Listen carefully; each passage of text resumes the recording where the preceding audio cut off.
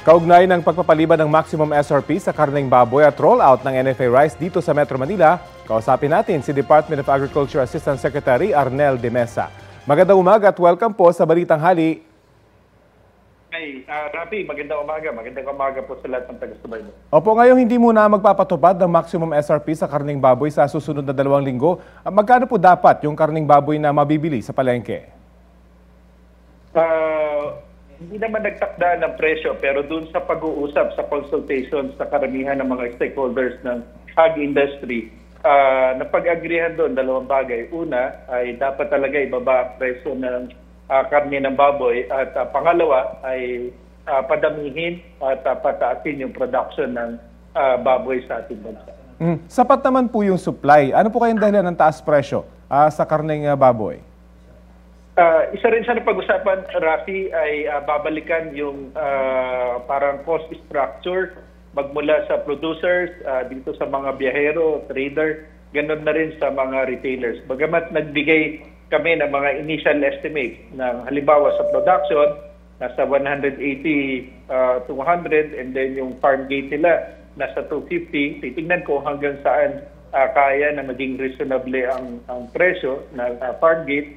Ganon din sa biyahero, magkano talaga ang costing sa retail, ganon din, para makita ko ano talaga yung presyo na magiging okay para sa lahat. Bukod po sa nabanggit nyo, nasusunod pa ba yung supply of law and demand dito sa usaping ito? Meron po bang malaking demand kaya tumataas yung presyo ng karneng baboy? Rafi, in terms sa supply natin, bagamat nagkaroon tayo ng epekto ng ESF pa rin nung ikatlong quarter last year, yung ating import naman ay maganda rin. So wala tayong problema sa supply. So yung demand natin ay nami-meet ng ating supply. Nabanggit niyo po yung importation ng karneng baboy, yung ilang nagtitinda raw kasi ng karne, mas pinipili raw yung mga bigger customers o mga restaurant at karendere, yung imported na meat kesa sa bagong katay. Ano po masasabi niyo doon? Depende, Rafi. Of course, yung iba, gusto nila yung cut, ganito. Pero karamihan, yung nakausap namin dito pa rin sa konsultasyon, yung mga mamimili natin, lalo na sa mga wet markets, mas gusto pa rin nila yung mga bagong katay na karne. Punta naman po natin yung usapin ng bigas mula sa mga NFA warehouse na ibibenta sa mga LGU. May limit po ba na pwedeng mabili yung ating mga kababayan?